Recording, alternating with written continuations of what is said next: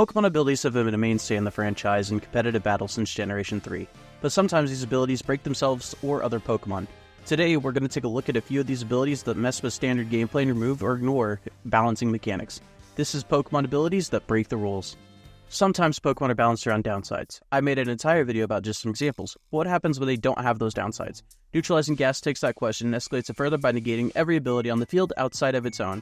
You want to use Slacking to attack every turn? Now you can. You want to use Regigigas, but its offensive stat drops make it unviable. Congrats, you can use Neutralizing Gas to negate their downside. The only downsides about this ability is that if the Pokemon with Neutralizing Gas ever leaves the battlefield, it'll trigger all the abilities that were neutralized, so you'll have to be careful about letting it go down or switching it out. And the Pokemon it's tied to is extremely underwhelming. Being an exclusive ability to only the Coughing Evolution line, this ability effectively makes a blank on the Pokemon summary list while in battle, and since it has such lackluster stats and moves, it doesn't have the balancing factor of a strong ability to help balance it out against much stronger Pokemon that do have those base stats and stronger moves. Commander is a new unique ability that only Tatsugiri can have. Its effect is that it goes into a Dondozo's mouth on your side of the field, makes it immune to all attacks and abilities, and provides stat buffs based on the type of Tatsugiri that it is. Now, while one Pokemon essentially fusing with another during battle is weird, it's not exactly game-breaking. The part of the ability that becomes game-breaking is what happens when the Tatsugiri faints while inside the Dondozo. If Tatsugiri faints while inside the Dondozo, the effect lingers on the Dondozo even though the Tatsugiri is gone. This means that the balance of a free stat buff in exchange for a Pokemon slot is suddenly nullified, and you're able to apply pressure more aggressively to your opponent with not only the boosted Dondozo, but also yet another Pokemon. However, the major downside of the strategy comes from what happens if the Dondozo is knocked out before the Tatsugiri is knocked out via the chosen method, usually toxic damage from Toxic Orb. If Dondozo is knocked out before Tatsugiri faints, you'll quickly come to realize why many players are okay with using Tatsugiri as effectively a sacrificial lamb for the strategy. Tatsugiri, while using this strategy, creates a potential game-breaking synergy, and unfortunately can't do much outside of that. Would you use Tatsugiri despite its lackluster solo capabilities just for the payoff as this literal broken synergy? That ability was really something, but you know what else would be something? If you smash that subscribe button. One of the most important rules of Pokemon is that each Pokemon can only hold one item each, but what happens when you can hold a near infinite amount of items? And even worse, what happens if that infinite item can heal or restore your PP? That's right, this ability can not only heal your Pokemon constantly, it can also restore your PP.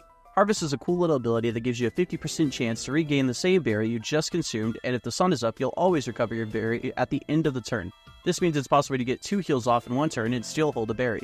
While it definitely doesn't sound that broken, imagine if you could infinitely recycle PP from moves like Wish, Protect, or damaging heal moves like Giga Drain. This ability is probably the definition of a broken ability despite not appearing on many competitively viable Pokemon, appearing on Pokemon like Tropius, Trevenant, and Exeggutor. Pokemon that aren't known for seeing much play, especially in Sun teams, and all these Pokemon have abilities that would probably be better for those Pokemon respectively. Another major downside of this ability that in Doubles, the official format for the Pokemon video game series, it's extremely easy to target down one slot, potentially preventing this ability from ever triggering even just a single time. Despite that though, this doesn't stop this ability from breaking one of the most important core rules to the game. One of the core mechanics of Pokemon's turn-based battle system is that each Pokemon can only attack once per turn. But what happens when an ability allows you to attack twice per turn? You get one of the strongest Pokemon to ever be allowed on official formats. In Pokemon's introduction of Mega Evolutions, we were introduced to one of the strongest Pokemon to ever exist, Mega Kangaskhan. This Pokemon came with the unique ability of Parental Bond. This ability allows Kangaskhan to use its selected move twice each turn, as well as gain any benefits or make another reroll on its secondary effect triggers. The major downside to this was the second usage of the move would have its power reduced to 50%. However, when you're using a move like Power Up Punch or Fake Out, you're not necessarily concerned with the damage reduction as much as the additional setup or chip damage, which is something commonly seen on Kangaskhan at the time. It was such a huge issue that in the next games, Parental Bond actually had its second attack's base power reduced to 25% of its base power, instead of the 50% it was in the prior games, still not being enough to be able to remove Kangaskhan from the highest levels of competitive play. Were you around to witness this dynamic duo's attacks? In the world of the Pokemon video game series, weather has been a commonly used tactic to use because of the benefits it can provide to your move's powers or accuracy, as well as the defensive capabilities of producing your opponent's move's powers. There has been many formats dominated by Weather Wars, and even players like Palworld gaining notoriety for his usage of rain teams. But what if Pokemon were to introduce an ability that completely nullified weather like Cloud9 does, but while also providing additional benefits? I introduced Delta Stream.